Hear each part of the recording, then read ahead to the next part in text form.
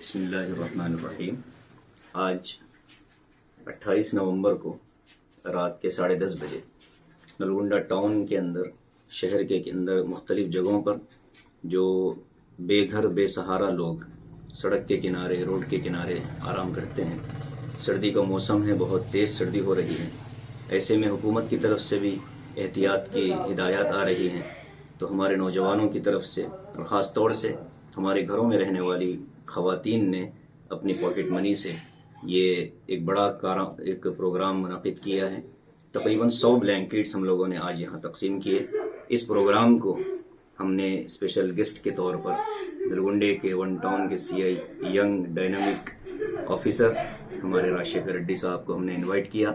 साहब ने हमें टाइम दिया, इसका हम बहुत शुक्रिया अदा करते हैं। पुलिस हमारे साथ ऐसे कामों में बहुत साथ देती है और हम भी ये यकीन दिलाते हैं, ख़ास तौर से हमारे साथ जो टीम है ये वो नौजवान हैं जो रातों को अपने वक्त की हिफाजत करने वाले और अपने मुस्तक़बिल को रोशन करने के इरादों से ये हमारे साथ जुड़े हुए हैं। ये अच्छे मुस्तक़बिल के लिए कोशां हैं। हम उम्मीद करते हैं कि इस तरह के नेक कामों में, सर्विस के कामों में, खिदमत के कामों में ये आगे चलते रहें। इसी मुनासबत से हमारा पूरे शहर को कवर करने का इरादा है और अचानक हमें ये मालूम हुआ कि यहाँ ये जो ओल्ड एज होम है पिचम्मा का, वहाँ पर तकरीबन 30 के करीब लोग हैं। उनकी मदद के लिए भी हम यहाँ फ़ौरन पहुँचे और यहाँ इस सीए साहब के हाथों से हमने ब्लैंकेट्स डिस्ट्रीब्यूट करवाए। इस मौके पर आने वाले तमाम दोस्तों का मैं शुक्रिया अदा करता हूँ और ख़ास तौर से सीए साहब का और पूरी पुलिस डिपार्टमेंट का हम शुक्रिया अदा करते हैं। और पिचम्मा, हम आपको अप्रिशिएट करते हैं कि इस उम्र में इन्होंने तकरीबन 20 औरतों को यहाँ संभाला हुआ है और मैं नलगुंडे वालों से अपील करता हूँ कि आगे बढ़िए, इनका साथ दीजिए, इनको हिम्मत दीजिए, इनकी ज़रूरतें मालूम कीजिए। ये बेघर बेसहारा औरतें हैं, इनकी मदद के लिए नलगुंडे वालों को आगे आना चाहिए। इस प्रोग्राम में शरीक होने वाले तमाम दोस्तों को, पुलिस डिपार्टमेंट को, सीआई साहब को मैं शुक्रिया अदा करता हूँ। जो నల్గొండ పట్టణంలో రాత్రి 10 గంటల టైం నుంచి యాసిర్ మౌలానా గారి అండ్ యూత్ ఆధ్వర్యంలో వన్ టౌన్ పట్టణ పరిధిలో ఉన్నటువంటి నీడీ పర్సన్స్, రోడ్లపై పడుకున్న వాళ్ళందరికీ కూడా బెడ్షీట్స్ స్పాన్సర్ చేయడం జరుగుతుంది. నిజంగా ఇది గొప్ప కార్యక్రమం.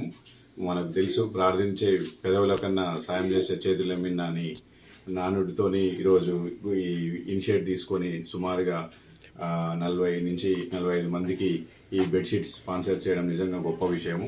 ఈరోజు ఈ కార్యక్రమంలో భాగంగా పిచ్చమ్మ ఆశ్రమంకు, మనకు తెలుసు, మన కలెక్టరేట్ దగ్గరలో ఉన్నటువంటి ఈ ఆశ్రమాన్ని డెవలప్ చేసుకుంటూ చాలామంది నిరాశ్రయులకు ఆశ్రయం కల్పిస్తూ గొప్ప సేవా కార్యక్రమాలు చేస్తుంది.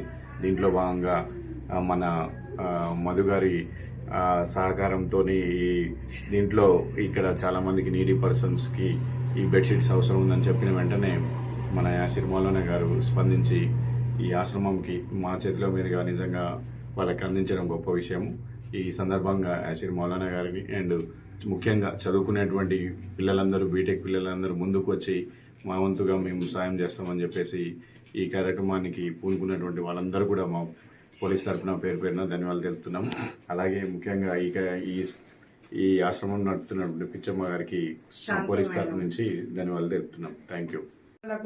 ఏం పేరు, నాకు ముస్లిం సార్ల పేరు మొగలాన గారు, మరి సిఐ గారు, మరి పత్రికా విలేకరులు. ఆయన ఒకరోజు వచ్చి మా బాధ చూసిండు.